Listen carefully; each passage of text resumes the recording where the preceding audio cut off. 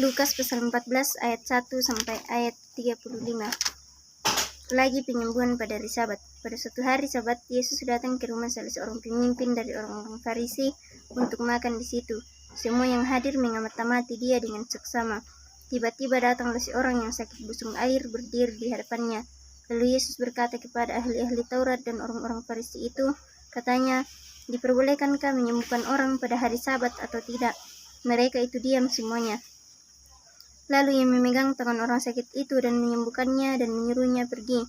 Kemudian ia berkata kepada mereka, siapakah di antara kamu yang tidak segera menarik keluar anaknya atau lembunya kalau terperosok ke dalam sebuah sumur, meskipun pada hari Sabat?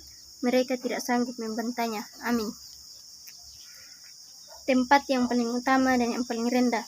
Karena Yesus melihat bahwa tamu-tamu berusaha menduduki tempat-tempat kehormatan, ia mengatakan perumpamaan ini kepada mereka.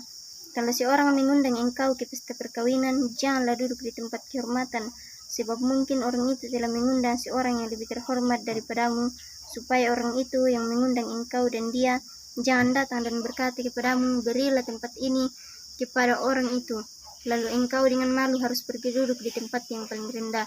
Tetapi apabila engkau diundang, pergilah dulu di tempat yang paling rendah. Mungkin tuan rumah akan datang dan berkata kepadamu, sahabat, silakan duduk di depan. Dan dengan demikian engkau akan menerima hormat di depan mata semua tamu yang lain. Sebab barang siapa meninggikan diri, ia akan direndahkan, dan barang siapa merendahkan diri, ia akan ditinggikan. Amin.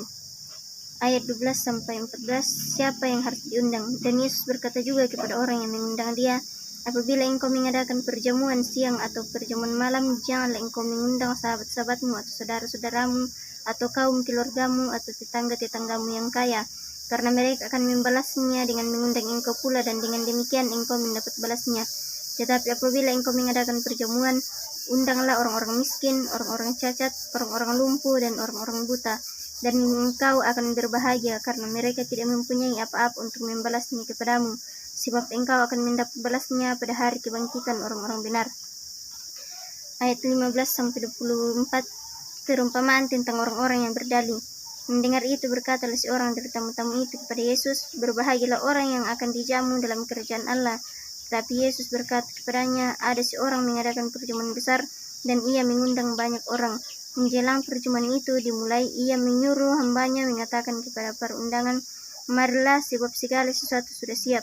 Tetapi mereka bersama-sama meminta maaf.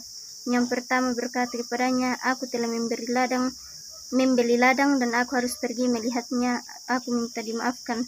Yang lain berkata, aku telah membeli 5 pasang lembu kebiri dan aku harus pergi mencobanya, aku minta dimaafkan. Yang lain lagi berkata, aku baru kawin dan karena itu aku tidak dapat datang. Maka kembalilah hamba itu dan menyampaikan semuanya itu kepada tuannya. Lalu murkalah tuan rumah itu dan berkata kepada hambanya, pergilah dengan segera ke segala jalan dan lorong kota dan bawalah kemari orang-orang miskin dan orang-orang cacat dan orang-orang buta dan orang-orang lumpuh. Kemudian hamba itu melaporkan, Tuhan, apa yang Tuhan perintahkan itu sudah dilaksanakan, tetapi sekalipun demikian masih ada tempat. Lalu kata Tuhan itu kepada hambanya, pergilah ke semua jalan dan lintasan dan paksalah orang-orang yang ada di situ masuk karena rumahku harus penuh. Sebab aku berkata kepadamu, tidak seorang pun dari orang-orang yang telah diundang itu akan menikmati jamuanku. Amin. Ayat 25-35. Segala sesuatu harus dilepaskan untuk mengikuti Yesus. Pada suatu kali banyak orang berduyun-duyun mengikuti Yesus dalam perjalanannya.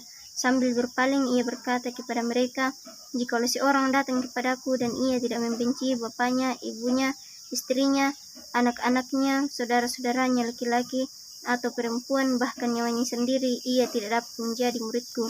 Barang siapa tidak memikul salibnya dan mengikut aku, ia tidak dapat menjadi muridku.